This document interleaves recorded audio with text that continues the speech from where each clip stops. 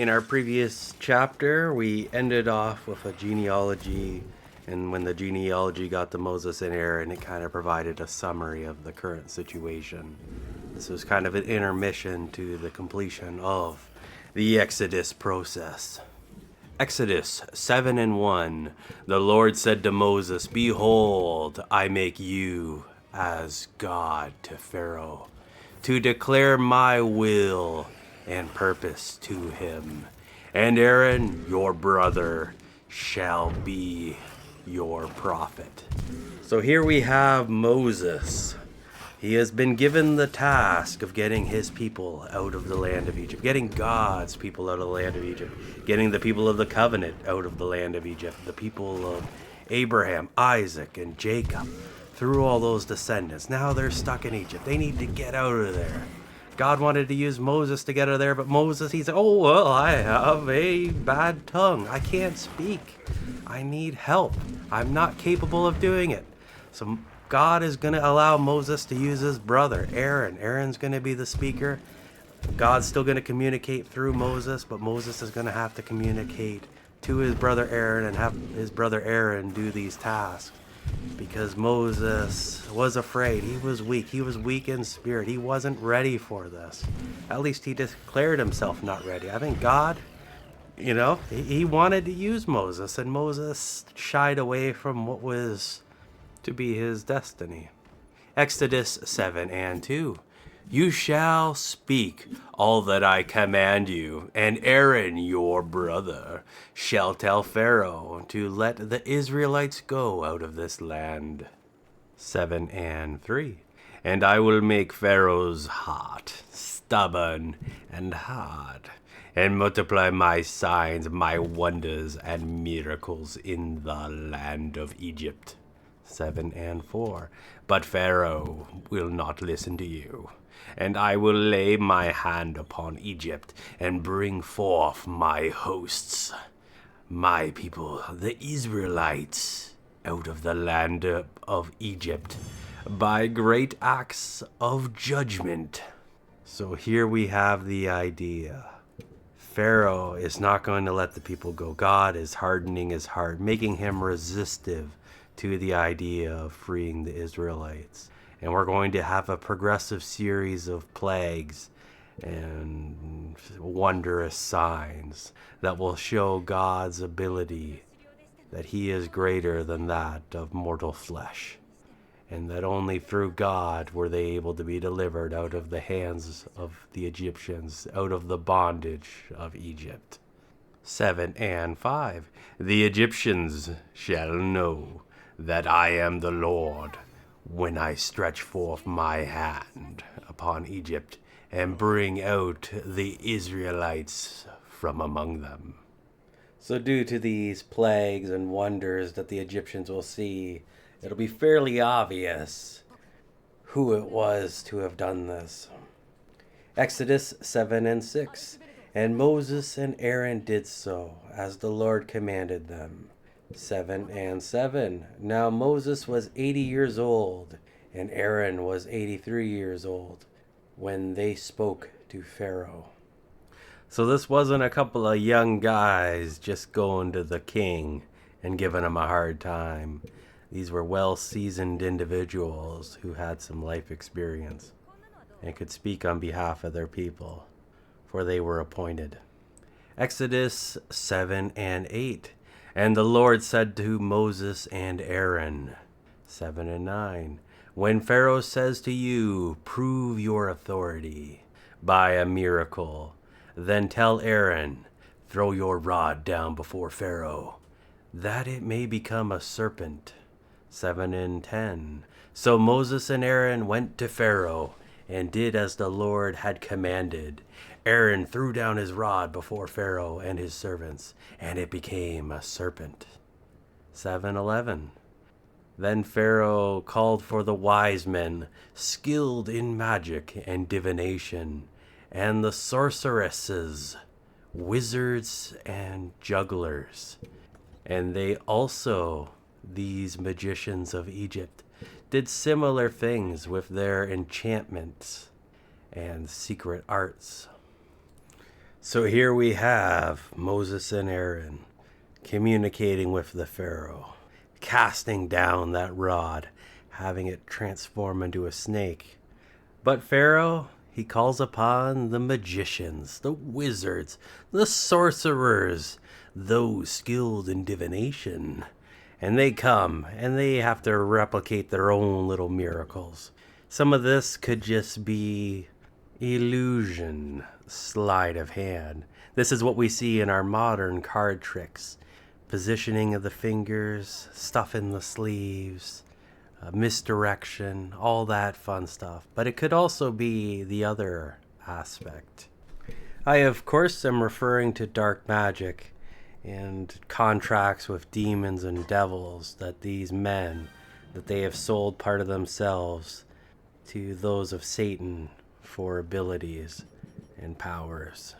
And this could just be a reflection or an action of methods that they learned from them or powers that they possess, and they are using them in this instance. But the powers of the devil, the powers of evil, are nothing compared to the powers of God.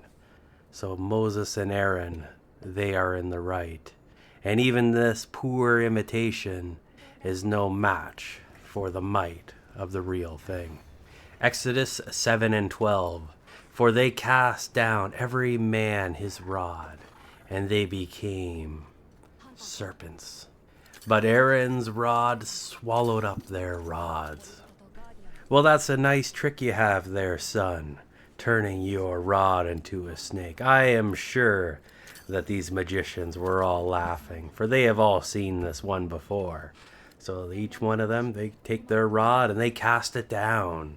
And behold, all these snakes are everywhere.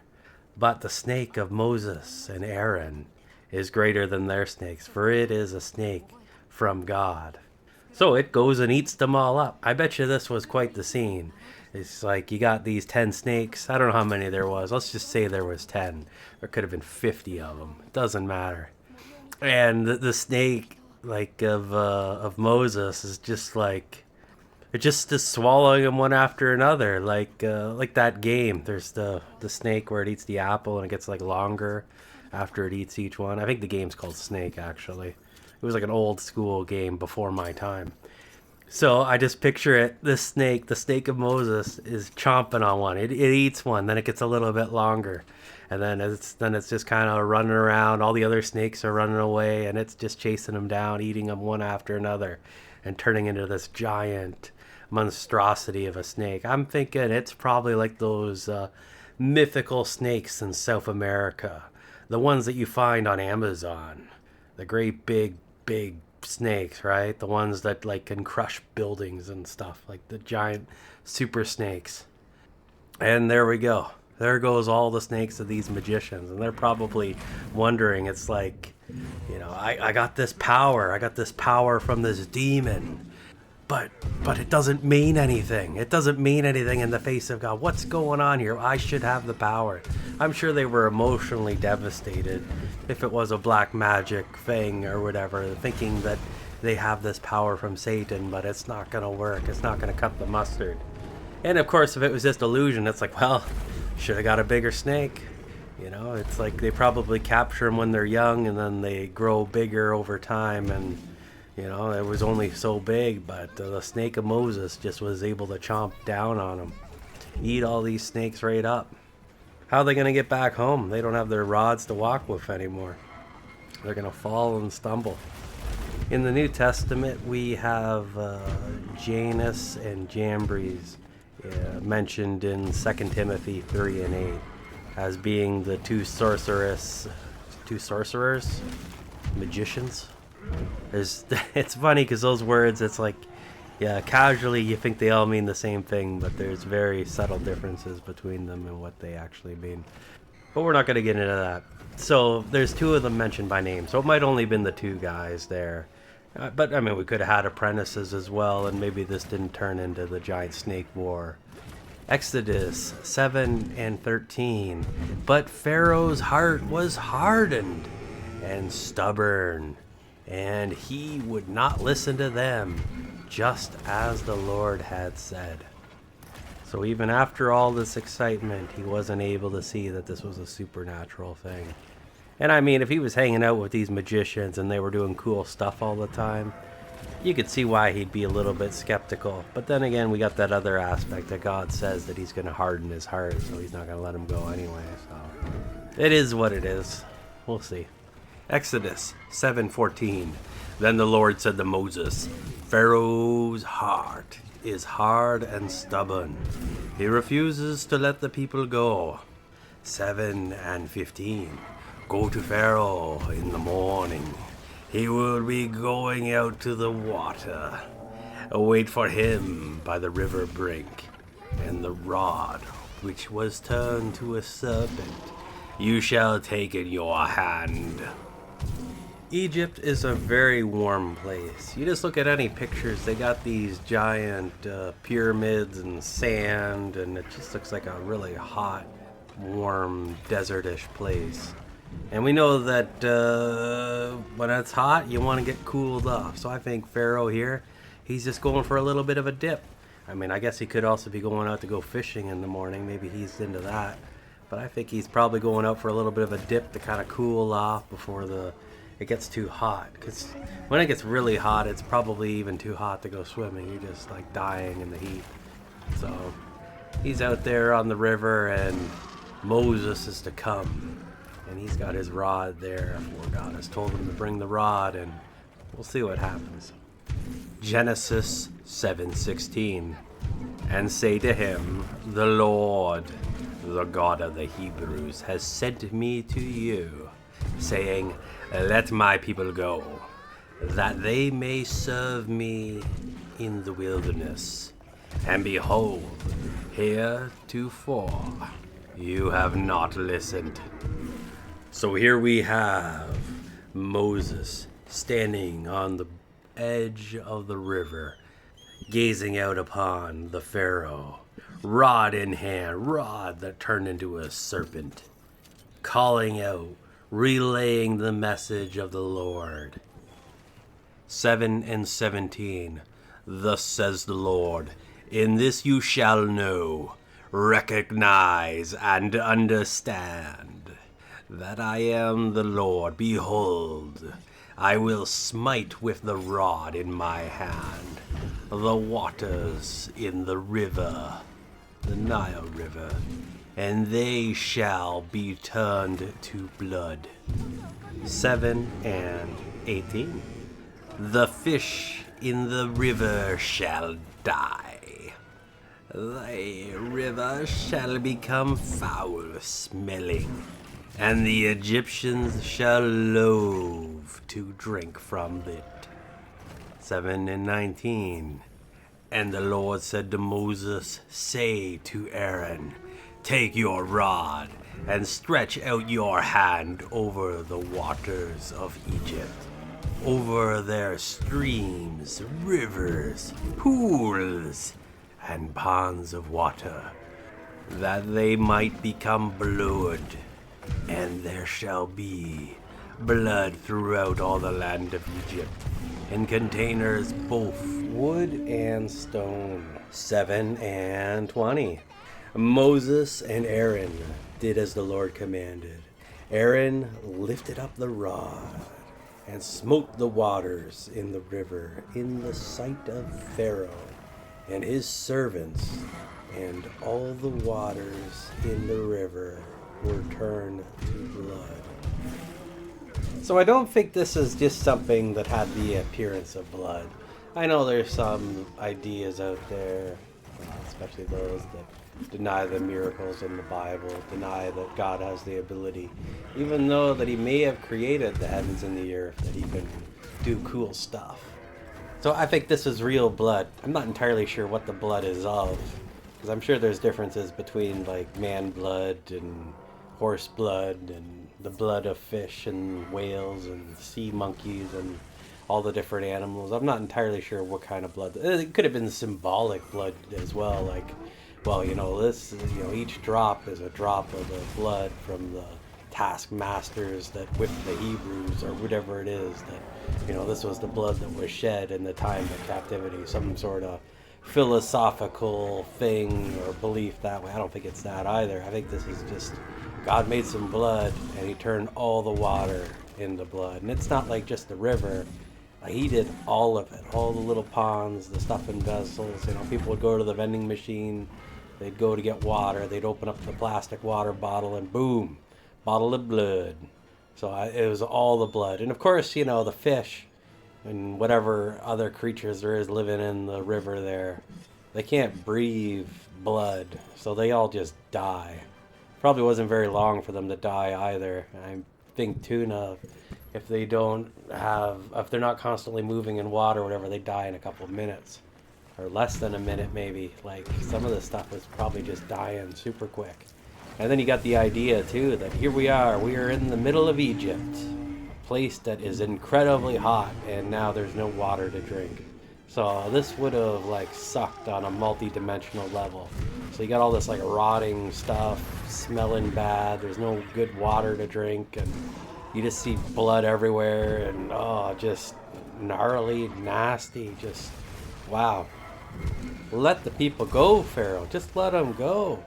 Let this suffering end. 7 and 21. And the fish in the river died, and the river became foul-smelling, and the Egyptians could not drink its water. And there was blood throughout all the land of Egypt. 7:22. But the magicians of Egypt did the same by their enchantments and secret arts. And Pharaoh's heart was made hard and obstinate, and he did not listen to Moses and Aaron, just as the Lord had said. Everything happened the way that God predicted it would. He knew the outcome before they did the action, that the miracle was performed. And the magicians, the ones working under Pharaoh, were able to replicate this miracle, maybe on a smaller scale. They took some water and they demonstrated a way to make it look like blood. Whether or not it was the same, I don't know. It kind of implies that it was though, through their enchantment. Genesis 7 and 23. And Pharaoh turned and went into his house. Neither did he take even this to heart. 7 and 24. And all the Egyptians dug round about the river for water to drink, for they could not drink the water of the Nile. 7 and 25. 7 days passed after the Lord had smitten the river. So it looks like they could still get water. They had to dig down though, so maybe this was like groundwater or something, digging a well. I mean, if there's a river and you just dig down and you just keep going down, eventually you're going to get to like the water table, and that's probably what they did, and they were able to get water to drink from that. But the Pharaoh here, he's just not getting it. He's not seeing these miracles. Well, he is literally seeing them, but he's not really understanding what's going on. And each of these miracles is kind of a step up in its level of affliction and nuisance that it is to Pharaoh. But he keeps hardening his heart, for he does not see it for what it is.